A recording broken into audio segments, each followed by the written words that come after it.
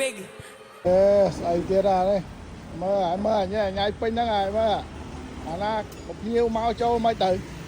តែបើកឡានដាក់ឡើងញ៉ៃប៉ុណ្ណឹង vậy lại cài vlog một rìa đi nhớ là thành phố từ lại mở chiếc cái lụa mà là thú cái tour rồi chờ đẹp cà phê nhưng cho vì ô mà chỉ luôn mặt đá thú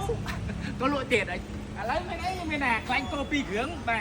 nè ហ្នឹងតែជាង10000ដែរ chiếc mà mấy đây ចឹង tôi mà phay brand nó tôi làm buồn 025រៀល bà អូយ chẳng những bay camera tại ro lan ở trong tích bà ở con trên mình tên bà bọc mai bọn đại tay tại tour rock Mazda thú lụa bà thấy tour rock VO លក់បាត់ហើយឥឡូវគឺខ្ញុំនៅសល់តែខ្លាញ់គោតូចៗពីរគ្រឿងនេះតម្លៃត្រឹមតែ10000ជាងទេ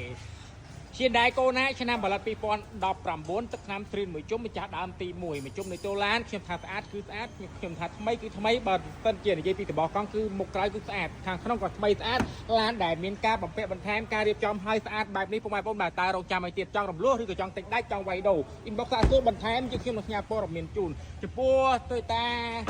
ជាស្រ័យបាទហ៊ានដៃកូណានេះឆ្នាំ19នេះគឺខ្ញុំលក់20ជាងតែឥឡូវនេះខ្ញុំបន្ថយនៅសល់ត្រឹមតែ19ជាងទេពុកម៉ែបងប្អូនណាបាទហ្នឹងហើយ inbox សាកសួរហើយអ្នកដែលកំពុងតែស្វែងរកចង់បានកូនឡានតូចបាទដឹកចៅដឹកកូនដឹកសិស្សសាលាបាទទៅសាលាមកពីសាលាអីបាទកុំភ្លេចជាមួយហ្នឹងបាទ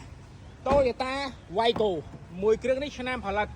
2025បាទប្រើបានតិចគីឡូមែនតើដល់នំស៊ីនមួយជុំខ្លាញ់តូនៅជាប់ដិតតិចដែរហ្នឹងហើយពុកម៉ែបងប្អូនណាបាទតបកង់គឺហើយរួចរាល់មកក្រោយអញ្ចឹងឃើញថានៅក្នុងក្រុងប្រើប្រាស់នៅក្នុងក្រុងណាផ្លូវស្ទះបាទ